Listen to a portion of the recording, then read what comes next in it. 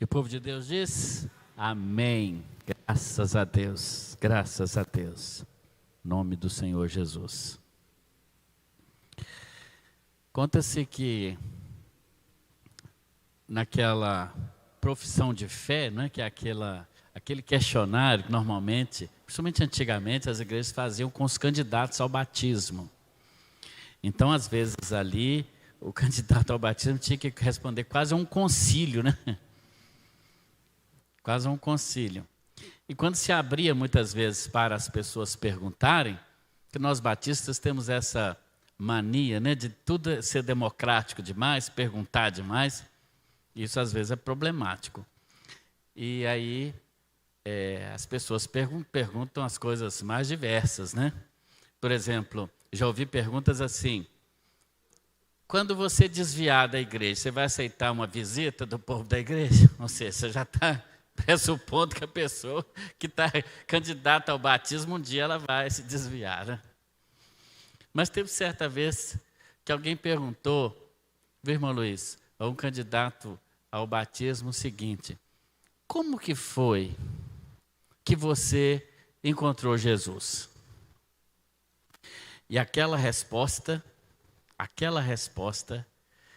eu creio que foi a melhor resposta que eu já ouvi num desses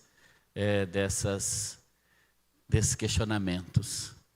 Porque aquele jovem, ele respondeu assim: mas eu não encontrei Jesus. Ao passo que as pessoas, então, como assim? Você não encontrou Jesus e quer se batizar? Aí ele respondeu: não, foi Jesus que me encontrou. Foi Jesus que me encontrou. Esta é a maior aventura que alguém pode viver. O fato de ter sido alvo da graça, da misericórdia de Jesus. Não é isso, pastor Edinaldo? É a maior aventura que alguém pode ter. E a propósito hoje do dia do pastor, né? Aqueles que são chamados por Deus, nós cremos assim, que Deus ainda chama pessoas. Imperfeitas é verdade, como foi dito aqui hoje pela manhã, né, pelos vários irmãos que falaram. Com falhas é verdade. Incapacitadas é verdade. Mas nada disso é o mais importante. O mais importante é que Jesus ainda hoje chama pessoas. E chama não apenas para o ministério. Se há um chamado específico para a pregação da palavra, e há sem dúvida, nas páginas da palavra de Deus, também um chamado que é para todos nós. Um chamado que Jesus faz a todos nós. E se você está aqui hoje à noite, Jesus tem esse chamado para a sua vida. Um chamado irrecusável. Um chamado para a vida. Um chamado para a vitória. Um chamado para uma transformação completa da sua vida nessa terra, nessa dimensão que nós vivemos, mas também um chamado que vai transformar a sua vida por toda a eternidade. E um chamado que não é um chamado onde eu encontro a Cristo. Mesmo porque sem Jesus é a própria palavra de Deus que diz que sem Cristo Jesus nós estamos mortos em nossos delitos e nossos pecados. O que um morto pode querer? O que um morto pode fazer? Qual o desejo de um morto? Nenhum. Então, nesse caso, é de fato o próprio Deus. É Ele quem vem ao nosso encontro. É Ele que nos dá, em princípio, segundo o apóstolo Paulo, aos Efésios capítulo 5, inclusive o dom da fé, para que creiamos, para que entendamos a nossa condição e para que possamos crer e atender ao chamado irrecusável de Jesus. Poderíamos usar vários textos bíblicos onde o Senhor Jesus se encontra com pessoas ao longo dos evangelhos e faz aquele chamado onde havia algo de extraordinário no próprio chamado. Mas escolhi Mateus. Mateus, o que se tornou mais à frente evangelista. Mateus, cujo nome também, o nome grego, era Levi, o cobrador de impostos. E é interessante no texto que lemos, no versículo 9, capítulo 9 de Mateus, que ele é inclusive modesto quando fala de si mesmo, né? A Bíblia diz assim: saindo dali, Jesus viu um homem. É interessante os evangelistas, como havia nesses homens e mulheres de Deus uma descrição que falta a tantas pessoas hoje, que se mesmo intitulam servo de Deus, homem de Deus, o top das galáxias. Já viram isso? Como se nós fôssemos importantes. A ferramenta não é importante, o importante é aquele que usa a ferramenta. Nós somos apenas, como disse hoje pela manhã, como diz o apóstolo Paulo, né? Nós somos vasos de barro que tem dentro de si um tesouro. O tesouro do Evangelho, o tesouro da palavra de Deus. Por isso, Mateus diz: encontrou um homem. Talvez se alguns pregadores do nosso tempo fossem escrever, diria: ele encontrou uma pessoa formada em teologia, PhD em divindade, apóstolo, missionário, bispo, semideus.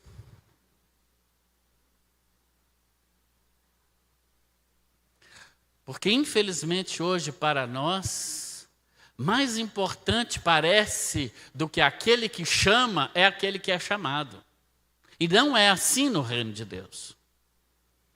Mateus diz: Jesus, andando em Cafarnaum, que era onde Jesus estava, a cidade de Jesus, na verdade, era Cafarnaum.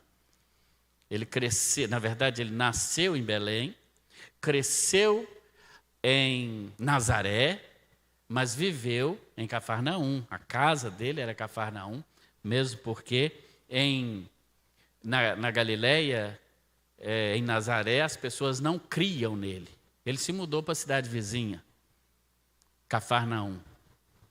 Em Cafarnaum, a Bíblia diz, Mateus diz, que Jesus, então, passando por ali, ele viu um homem. Um homem, é isso que nós somos. Seres humanos. E a palavra homem vem de uma outra palavra, humus. Sabe o que é humus? Humus é terra. Humus é esterco.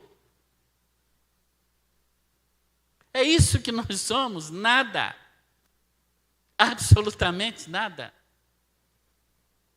Mas o mais importante dessa história não é o homem chamado Mateus, mas o homem que viu Mateus.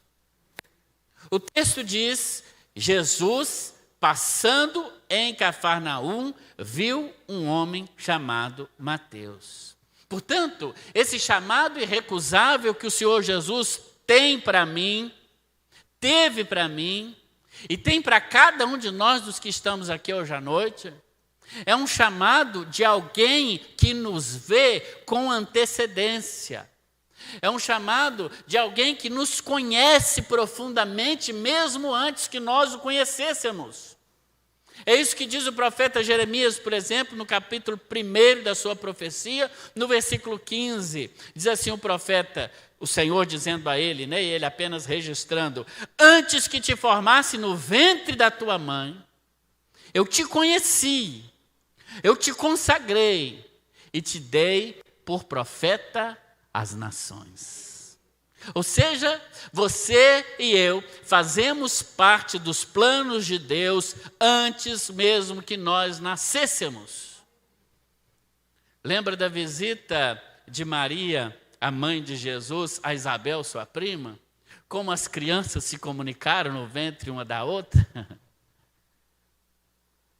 Ou seja, isso responde uma questão da própria ciência, num tempo onde hoje fala-se tanto em ciência, ciência, ciência, ciência, ciência. A palavra de Deus afirma que a nossa vida, ela começa antes mesmo de nós nascermos. Eu diria, antes mesmo de sermos concebidos, o Senhor já nos havia concebido no seu plano eterno para que viéssemos à vida. A Bíblia diz que Jesus viu Mateus antes que Mateus o visse. Eu quero dizer isso a você também. Assim como o Senhor disse a Jeremias, antes que te formasse no ventre, eu te conheci, te consagrei, assim também o Senhor conhece. É um hino antigo do cantor cristão, que eu não ouço cantar, mas é há muito tempo. Né? Não sei nem o nome do hino, depois você descobre aí. Diz assim: ó, sim eu sei, Jesus bem vê o que eu estou a sofrer. Esse Manadir lembrou ali, né? Ou seja, o Senhor sabe. Eu quero dizer a você, olha aqui para mim em nome de Jesus. Guarda essa palavra no seu coração hoje à noite. O Senhor sabe. O Senhor sabe. Pode ser que você não tenha falado com ninguém ainda, mas o Senhor sabe e Ele te viu. E Ele nos viu. E quando Ele nos viu e quando Ele nos vê, Ele não considera o que nós somos, mas o que podemos vir a ser. Porque onde foi que Jesus viu Mateus? A Bíblia diz, Ele estava assentado na alfândega, diz o verso 9, traz essa informação. A cidade de Cafarnaum era uma encruzilhada onde muitas pessoas passavam vindo do Egito. Era um corredor onde mercadores passavam vindo do Oriente para a parte, hoje a gente chama Oriente Médio, né? Que é exatamente essa região ali onde Jesus viveu, um Oriente mais para o oeste, vamos dizer assim, né? Então eles passavam por aquelas estradas e também do sul, no caso o Egito, para o norte, onde hoje é o Irã e etc., sempre passando por ali. Eram caravanas de mercadores que passavam por Cafarnaum. O Império Romano, então, colocou um posto alfandegário ali para cobrar os impostos. Quem gosta de pagar imposto? Quem gosta de alfândega? Quando a gente chega de alguma viagem, a gente já chega, principalmente no aeroporto, quem chega já doido para aquele povo não parar a gente, né? Você aperta aquele botão para ninguém te parar, mas às vezes para. E dependendo do que você trouxe, se você não registrou, não escreveu aquele papelzinho lá, você vai ter que pagar. E às vezes paga multa. Mateus era alguém assim, que cobrava impostos. Mas ele morava em Cafarnaum, que é uma cidade pequena, onde todo mundo sabia qual era o seu ofício. E por isso ele era odiado pelas pessoas. Ninguém gostava do cobrador de impostos. Ninguém gostava de passar por aquela banca onde Mateus se assentava. Mateus era considerado, inclusive, pelos religiosos da sua época, como alguém realmente longe da graça de Deus. Mateus era, na verdade, um candidato improvável para o discipulado. Tinha fama de ladrão. Todo mundo dizia que os cobradores de impostos, como Zaqueu também, que era um publicano, né? Que é o mesmo que cobrador de impostos, eles enriqueciam de maneira ilícita a partir dessa cobrança de impostos. Veja que essa questão de corrupção não é só do nosso tempo, né? Mateus estava ali, talvez antes de sair de casa naquele dia, ele naquele trabalho de assinar algum papel, sei lá, algum carimbo, não sei o que ele fazia, como é que ele fazia aquilo. Talvez de ser desonesto com alguém, cobrando um imposto indevido para ele colocar alguma coisa no seu bolso. Mas certamente aquela vida que ele vivia não trazia mais alegria para o coração dele. E quem sabe naquele dia, antes de ir para o posto alfandegário, Mateus tenha feito uma oração. Talvez uma oração, não sabemos se Mateus era casado, se não era, mas quem sabe ele vivia uma vida tão angustiante, tão triste, que ele tinha orado naquela manhã: Senhor, muda a minha vida. Faz alguma coisa extraordinária na minha vida. Eu preciso da sua graça. Eu preciso de uma intervenção especial do Senhor na minha vida, porque essa vida está muito chata, muito comum. Eu preciso de algo extraordinário. Eu preciso de uma demonstração de que o Senhor se importa comigo. E olha, eu vou dizer uma coisa. Orar é um perigo. Oração é perigosa.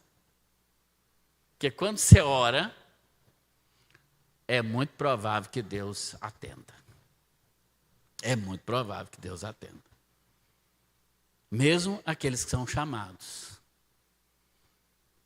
Da querida igreja onde eu pastorei 25 anos, por 25 anos em Belo Horizonte, uma igreja que eu amo até hoje. Quando eu fui lá há um mês e pouco atrás para dar posse ao novo pastor, pastor Celso, um amigo querido, tomou posse lá, foi meu aluno no seminário, e graças a Deus, se ele aplicar o que ele aprendeu, vai dar certo. Eu até disse lá o seguinte: eu não sou ex-pastor dessa igreja, não. Quando eu voltar aqui, ninguém me chama de ex, nada. Eu sou o pai dessa igreja. Paulo não escrevia isso? Eu sou o pai de vocês, para os coríntios, ele falou: eu sou o pai. E vocês me obedecem.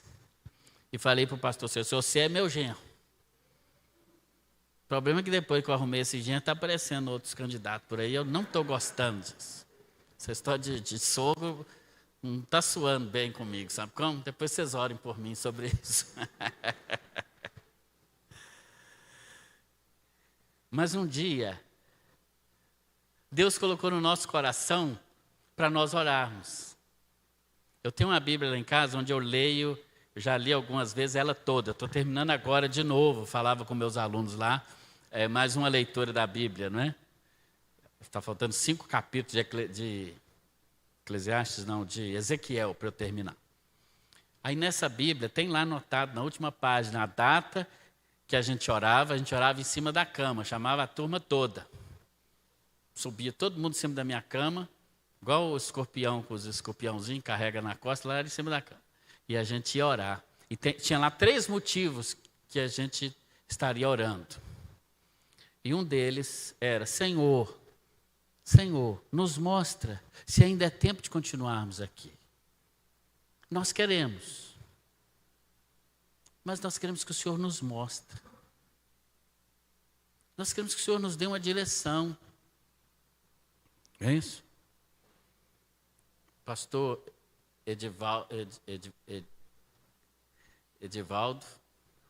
Edinaldo, foi nosso colega lá, né? Lá na mesma avenida Clóvis Salgado, onde é a igreja Tatiaia, está lá a igreja Nova Vida. Nova Vida. Pastor Edinaldo foi pastor e agora nos encontramos aqui em Valadares. Ele está bem gostando de vir aqui, estou achando bom. A moda agora é essa, o povo vir de Belo Horizonte para cá e ficar aqui. Pode trazer mais. Mas quando nós começamos a orar, Deus já começou a mudar nosso coração. Não de amor. O amor continua o mesmo. Eu amo aquela igreja. Se tiver alguém me ouvindo aqui, I love you. Mas hoje, como aquele pai que entregou mesmo a filha, continua amando, mas sabe que agora, cada um na sua casinha. De vez em quando vai lá comer um macarrão, não é assim? Os genros, os sogros, depois vocês me ensinam isso aí. Os sogros aí me ensinam. Mas quando nós começamos a orar, Deus começou a trabalhar. Até que o Senhor colocou no nosso amor um novo amor, que é essa igreja tão querida. Estou aqui 1 ano e meio, mas parece que eu estou aqui 30 anos já. O povo tudo gosta de mim, nunca vi um povo desse, não. Né? Dá presente. Ganhei camisa hoje, que eu 1 ano sem comprar camisa agora. Que beleza. 4 anos de seminário tem que valer para alguma coisa, não é possível. Não? Pelo menos para furar a fila nas festas e ganhar a camisa. Mas tudo a partir da oração. Eu imagino que Mateus naquele dia ele orou. A Bíblia não diz que ele orou, mas eu creio que ele orou. Falou, muda a minha vida, faz alguma coisa nova. E Jesus não passou por acaso ali naquele dia, porque Jesus atende uma oração. Orar é perigoso. Se você não quer mudar de cidade, não ora não. Se você não quer mudar de vida, não ora não. Se você não quer ver um milagre na sua vida, não ora não. Porque é bem provável que o Senhor ouça a sua oração. Agora tem uma coisa. Ora para que Ele faça a vontade dEle. Amém? Alguma coisa vai transformar na sua vida. Mas eu tenho uma notícia para te dar. Pode ser que não aconteça do jeito que você está pensando. Mas vai ser muito, muito, muito, muito melhor do que o que você está pensando. Do que o que você colocou no seu coração. Porque a vontade dele é boa, perfeita, agradável, sempre. A nossa não é muitas vezes boa, muito menos perfeita e agradável, nem sempre. E Jesus passou por ali. Não foi por acaso que Jesus passou por ali. Mas Jesus passou por ali, mesmo Mateus sendo a pessoa mais improvável para seguir Jesus. Um publicano, um cara daquela estirpe, um cara sujo como ele. Como que Jesus poderia querer um cara daquele do lado dele, andando por aquela cidade pequena, onde todo mundo conhecia Mateus? Mas Jesus, Ele sempre nos ouve e faz coisas que nós não imaginamos que Ele faz. É ainda no versículo 9. Que versículo rico esse versículo 9. Temos outra lição importante. É Jesus chegando perto de Mateus. Mateus talvez tinha uma pilha de papel, uma fila de pessoas para ele atender, era um funcionário público. E Jesus chega diante dele, e é ele que está narrando, então o testemunho é verdadeiro. E diz essa palavrinha extraordinária. Segue-me. Eu não sei o que tinha nessa palavra, nessa voz de Jesus, que penetrava lá no coração. Mateus entendeu tudo. Mateus entendeu a vontade de Deus, pelo menos para aquele momento. Ele não sabia o que esperava, mas naquele momento, a partir do desejo do seu coração, a partir do anseio do seu coração, a partir das respostas que ele procurava. Quando Jesus diz, segue-me, não era um convite apenas, mas era uma resposta. Era uma resposta.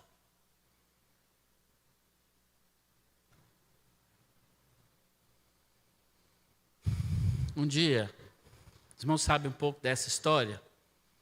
Nosso amigo pastor Uziel, um homem de Deus, que Deus usou com tanta propriedade nessa igreja, no período que a igreja buscava um pastor. Ele foi lá em BH, marcou comigo, fez uma pegadinha comigo.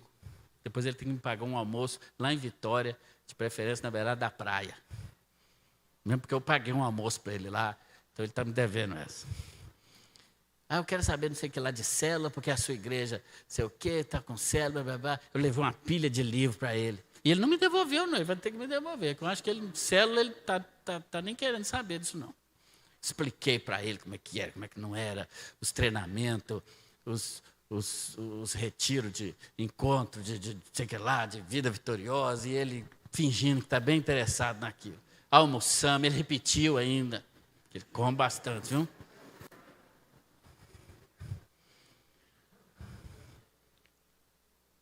Aí depois ele falou, eu trouxe um problema aqui para você. Ele falou, olha, eu estou aqui, sou pastor da primeira igreja em Valadares, interino. Eu não sabia até então. Se alguém me disse, não me lembrava.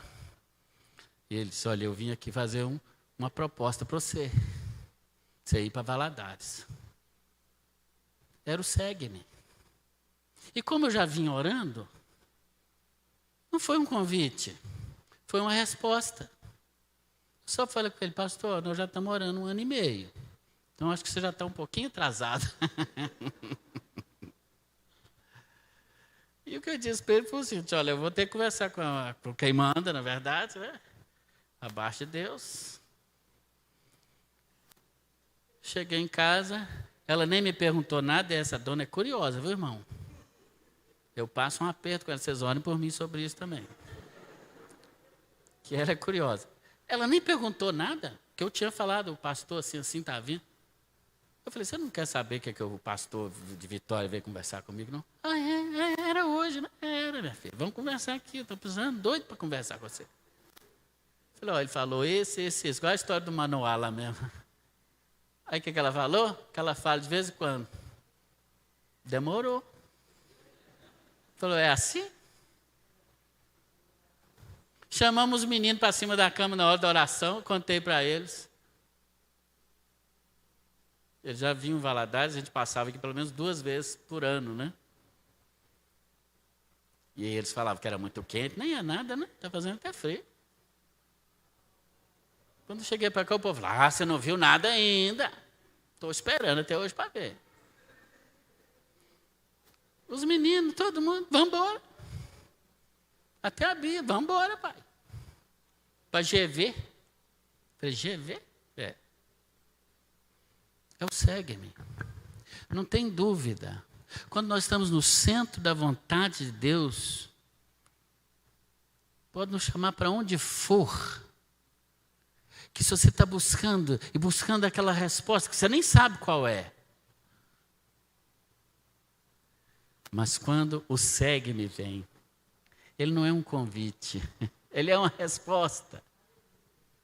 E talvez hoje, o que eu vou fazer aqui, o que eu já estou fazendo, o que Jesus está fazendo, não é um convite para você seguir a Jesus, porque nós não temos condição de seguir a Jesus, porque nós estamos mortos em nossos pecados e nossos delitos, mas é Jesus que nos encontrou e chega para nós, e chega para você hoje e diz assim, segue-me. E esse convite de Jesus já é uma resposta para a sua oração.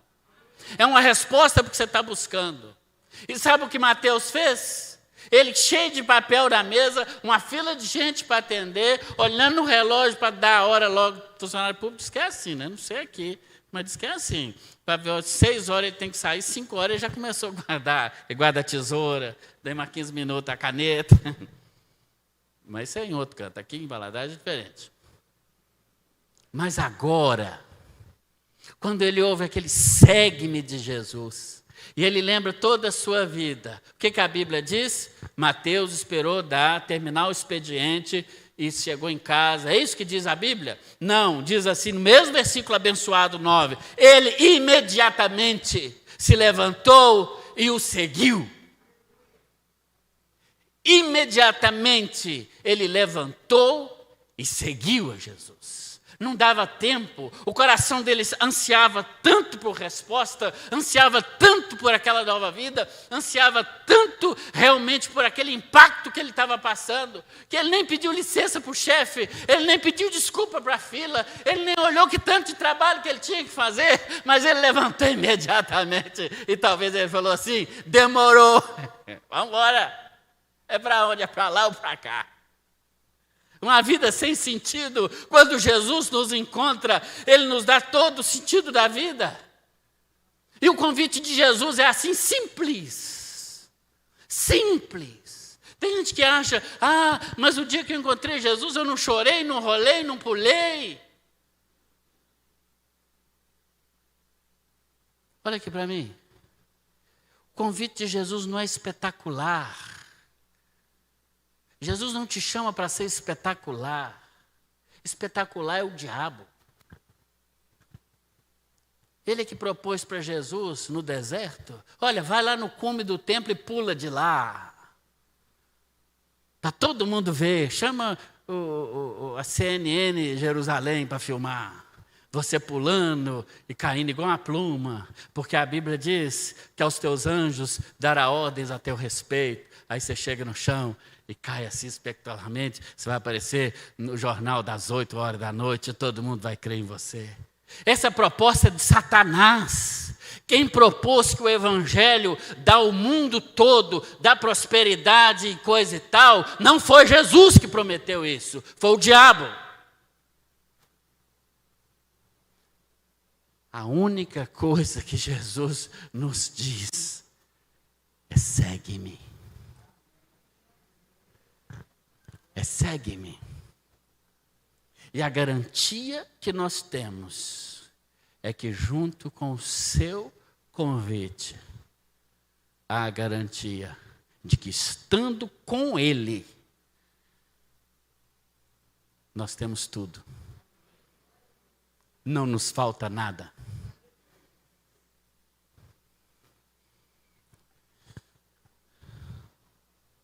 Ele nos promete ainda, muitas vezes, mais trabalho.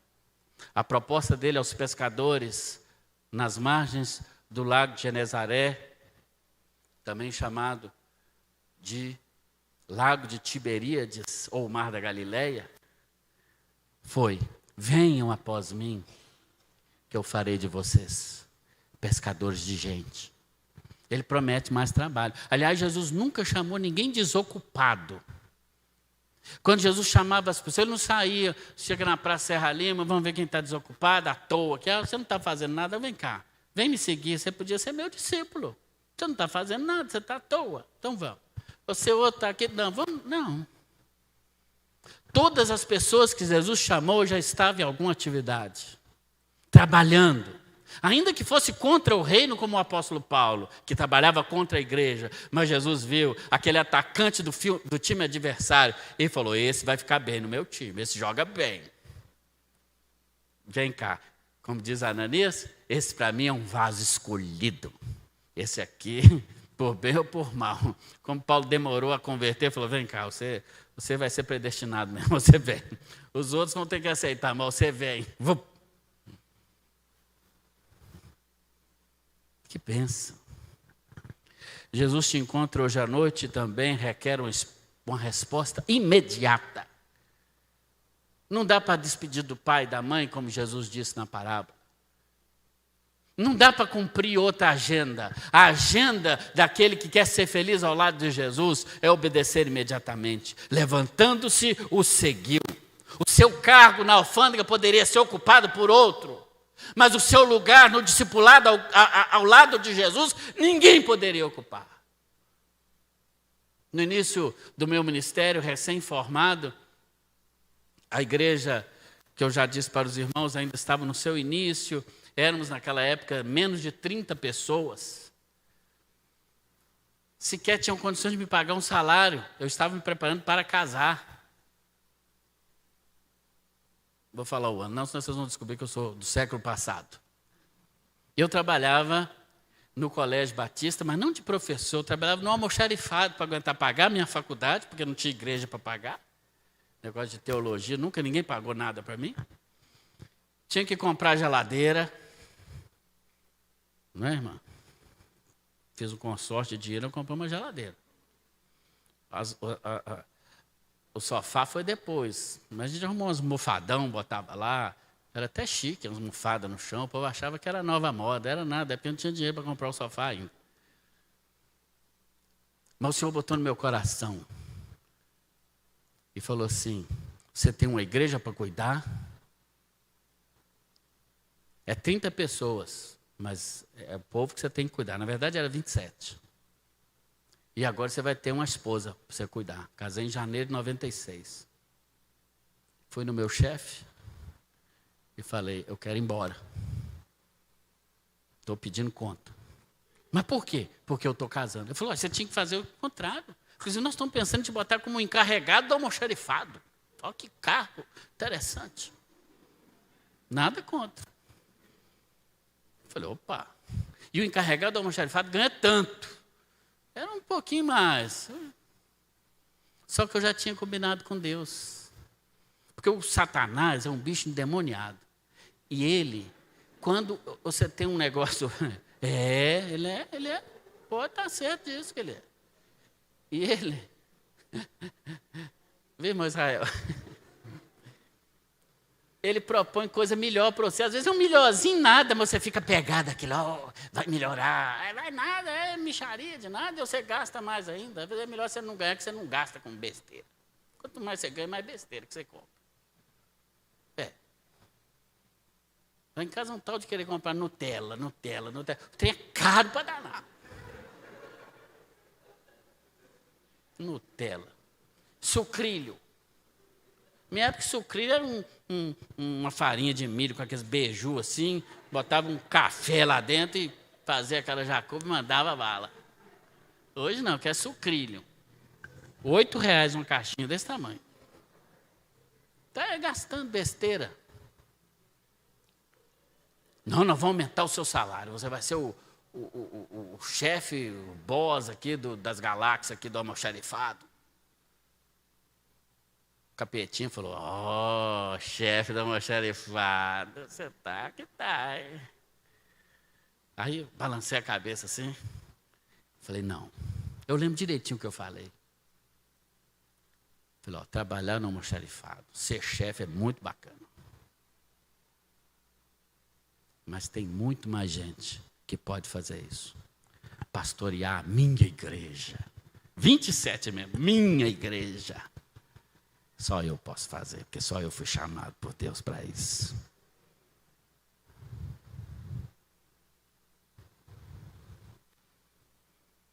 O chamado é intransferível. Qualquer pessoa podia ficar naquela alfândega. Mas caminhar com Jesus por 3 anos e meio, tinha que ser aqueles que eram chamados.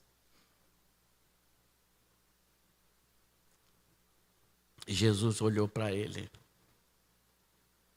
e falou assim, me siga. Nós vamos andar descalço para essas ruas empoeiradas. Vamos. Mas me siga. Porque você vai ver coisas que ninguém já viu e ninguém vai ver. Ou como eu queria fazer parte daquele grupo apostólico. Fazer uma selfie de Pedro andando em cima da água. E ele teve esse privilégio, ele levantou na hora. Se ele não levanta, seria mais um cobrador de impostos na história dos cobradores de impostos. Se eu não me levanto, seria mais um almoxarifado, ou quem sabe, até mesmo um encarregado do almoxarifado, na história de mais de 100 anos do Colégio Batista Mineiro. Mas o chamado era outro. Era para seguir a Jesus. Jesus diz, onde estiver o seu tesouro, aí está o seu coração. Onde está o seu tesouro? É daí que o Senhor Jesus quer te tirar. Jesus quer pegar o seu coração e tirar da alfândega, tirar do emprego, tirar, quem sabe, da família, tirar da riqueza. E falar assim, eu quero esse coração para mim. Porque o chamado de Jesus é um chamado não só para nós, mas é um chamado que vai dar esperança a outras pessoas, que você nem conhece. No versículo 10, eu já estou encerrando, olha comigo o verso 10, Mateus 9. Estando Jesus à mesa, que interessante. Jesus chamou, ele se levantou e seguiu. Nesse meio tempo, rolou um convite aí, não rolou? Não sei se Mateus chamou Jesus, mas Jesus, do jeito que ele era atrevido, Jesus era atrevido. Ele vê Zaqueu na árvore, falou, Zaqueu, desce daí, rapaz. Hã? Eu? Eu quero jantar na sua casa hoje, vamos lá, rápido. Eu estou com fome. E outra, vou dormir lá também. Jesus é maravilhoso. Imagina que Jesus é que enquadrou Mateus, falou, Mateus, vamos, levantou, meu filho, vamos para casa. Janta. Por isso que toda coisa boa é depois de uma janta, ou antes ou depois, não é assim? Janta é coisa de Deus demais, irmão. Inclusive, minha agenda hoje está em aberto. Quando a gente almoça na casa dos outros, igual hoje, quando a gente almoça na casa da gente, ainda sobra uma carcaça de frango assado, uns negócios assim, mas hoje lá em casa almoçamos na casa dos outros. A não ser que trouxe a marmitinha, aí já melhora. E Jesus vai para casa. Olha que maravilha. Estando Jesus à mesa, Jesus não estava no púlpito. Jesus não estava sentado ensinando na escola bíblica. Jesus foi para a mesa. Que maravilha, que benção. Na casa de Mateus. Olha, foi para a casa dele. Jesus não chamou assim, vamos então para a escola bíblica ali na sinagoga da esquina. Não. Ele foi para casa. Porque a transformação que Jesus traz para a nossa vida, ela atinge a nossa casa, ela passa pela nossa casa, ela passa pela nossa família. E se nós estamos enfrentando hoje um problema pontual, esse problema é uma oportunidade de Deus para atingir a sua casa. Pega o seu problema, pensa nele agora, essa é a oportunidade de Deus. E Ele está dizendo a você hoje, segue-me e vamos para a sua casa. Vamos para a sua casa. E ali, Mateus também chamou para a festa os seus amigos. A Bíblia diz, chegaram muitos publicanos e pecadores para jantar com Jesus. Porque onde tem comida, sempre vem gente. Coisa boa. Você faz uma reunião, a juventude aqui da igreja está fraca. O adolescente não sei o quê. Os casais. Põe comida que você vê que dá certo. Tem um encontro aqui durante a semana. Mulher Maravilha, como é que chama? Mulher única e super-homem. Homem ao máximo. A mulher única e o homem ao máximo. Beleza. E eu tenho um culto aqui. Inclusive, vocês não estão assistindo o culto durante a semana, não, porque eu vejo só 30 pessoas lá. Pode abrir lá na quarta-feira. Quando eu já saio daqui, meu filho, é o caminho único, porque ali tem um lanche ao máximo. É coxinha rolando para lá, e Guaraná Del Rey, o pau quebrando. Sei que eu já chego em casa. É sério? Porque fica dentro da jarra, não sabe o que é. Não é Del Rey, não, é tática mesmo, tá vendo? Melhor ainda. E Mateus o que faz? Ele chama os amigos. Ele chama os pecadores. Aí os fariseus, os religiosos, os pastores, né? Pastor tem em todo canto. Eles já passam lá, dá aquela olhada. Nem foi convidado, os atrevidos. E foram lá bisbilhotar. E cochicharam com. Está aí na sua Bíblia. Verso 11. Vendo os fariseus isso, perguntaram aos discípulos, por que o vosso mestre come com publicano e pecador? Alguma coisa errada nesse mestre do César. Tem gente que acha que Jesus não tem nada a ver com pecadores. Tem gente que acha que Jesus quer distância dos pecadores. E talvez nós, religiosos, damos essa ideia. Nos perdoem, por favor. Porque eu quero dizer uma coisa a você. Jesus tem tudo a ver com pecadores. Tudo, tudo, tudo. Jesus e pecador é assim, ó.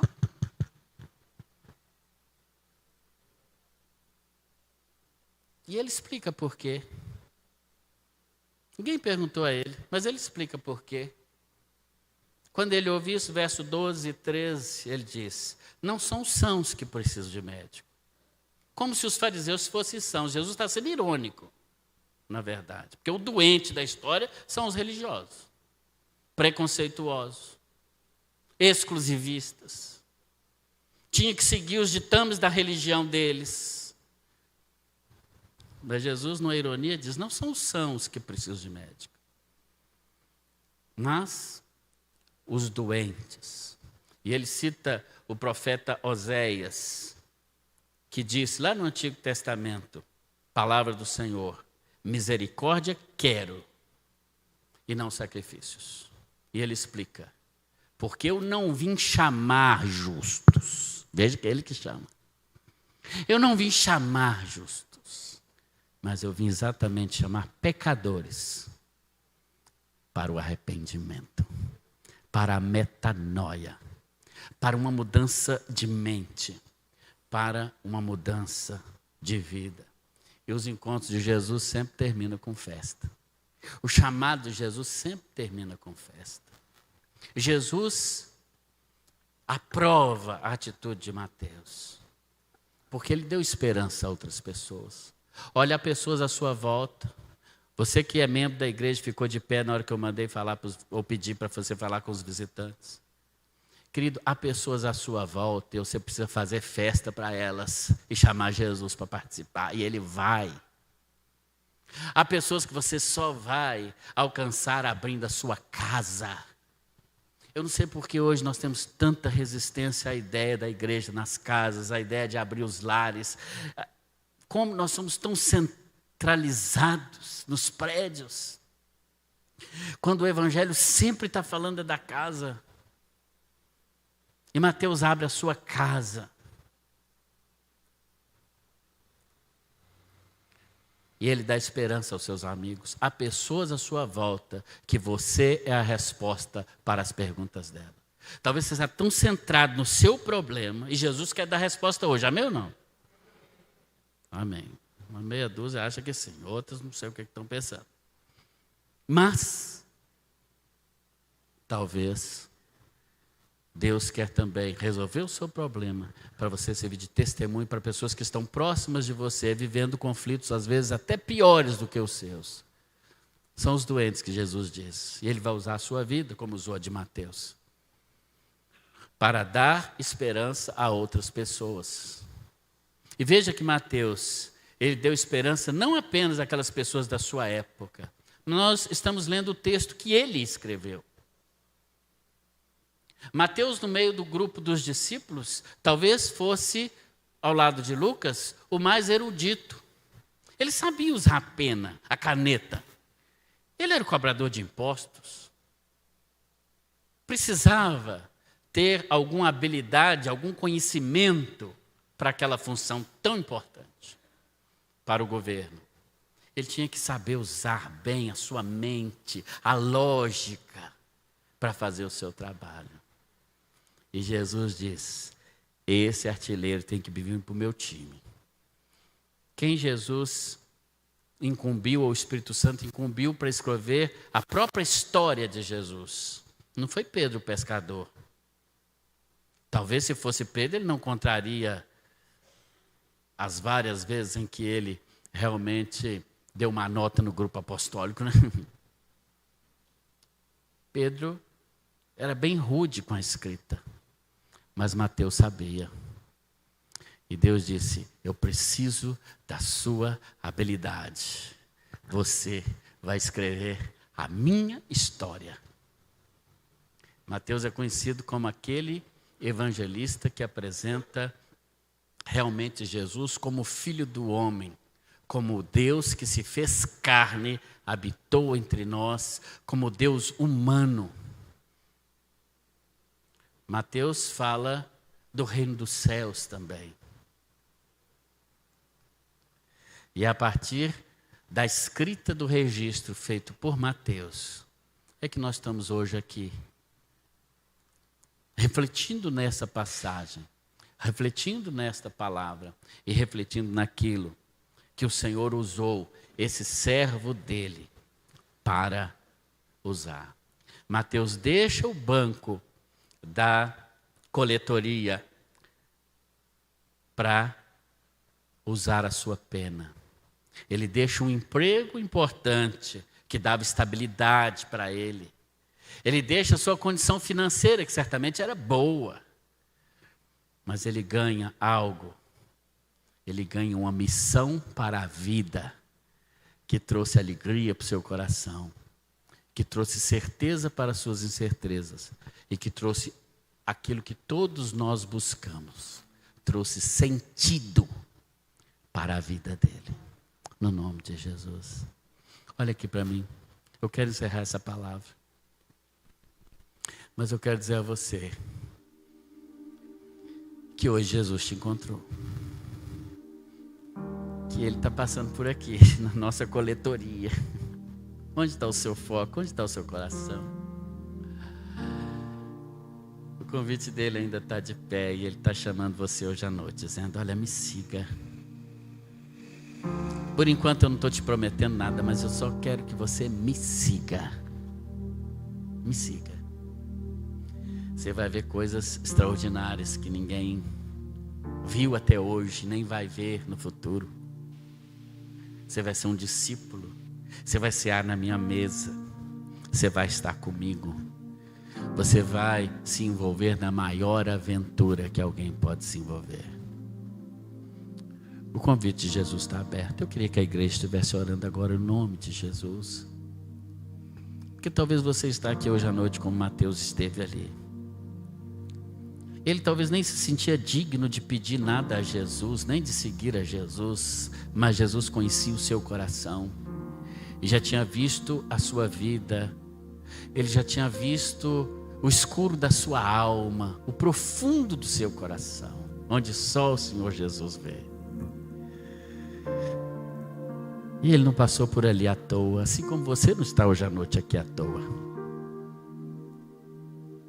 E Ele faz a você hoje à noite o mesmo convite, que não é apenas um convite, mas é uma resposta.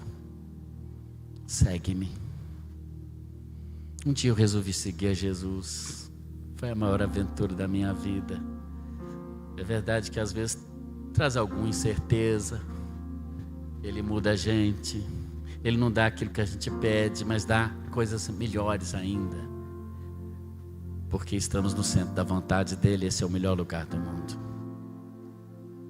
Eu quero saber, eu quero orar por pessoas hoje à noite aqui, que querem atender esse pedido, que querem, pela fé, dizer a Jesus hoje à noite, dizer assim, mais do que dizer, agir e fazer como Mateus, imediatamente seguir.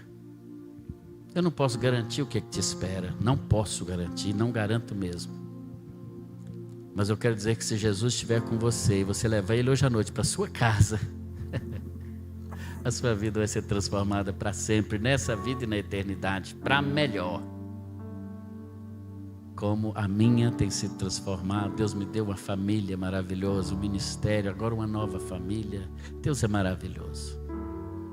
Quem quer responder esse chamado? Eu quero orar por pessoas aqui que estão entendendo esse chamado, que o Espírito Santo já está trabalhando no seu coração. Você que quer receber essa oração, eu não vou te chamar aqui à frente, não vou falar o seu nome, mas eu quero apenas te identificar para orar por a sua vida agora. O chamado de Jesus é: segue-me. Quem está disposto hoje à noite a seguir a Jesus? Levanta sua mão bem alta em nome de Jesus. Qualquer pessoa nesse auditório, qualquer pessoa, um jovem, uma jovem, um senhor ou uma senhora, graças a Deus, Deus abençoa. É um jovem dizendo sim, sim, sim. Eu quero que o Senhor vá na minha casa, vá para a minha casa em nome de Jesus. Aqui uma senhora, graças a Deus, Deus abençoe a sua vida. O Senhor tem coisas grandes e firmes para você em nome do Senhor Jesus Cristo. Confia nele, Ele está ouvindo a sua oração e está te respondendo hoje à noite. Amém, Deus te abençoe. Levanta sua mão na galeria, alguém, levanta bem alto, eu quero orar por você. Quero dizer ao Senhor Jesus: Senhor, essa pessoa está disposta a te seguir. Que todas as bênçãos do Senhor possam alcançar essas vidas em nome de Jesus. 2 pessoas hoje à noite já disseram isso. Eu quero seguir a Jesus. Eu quero seguir a Jesus. Eu quero seguir a Jesus. Estão entendendo que o Senhor hoje à noite está respondendo a oração. Mas eu sei que há mais pessoas aqui. Levanta sem medo a sua mão. Sem medo. Todos nós aqui, levanta a mão. Quem já entregou a vida a Jesus? Levanta a mão, deixa eu ver.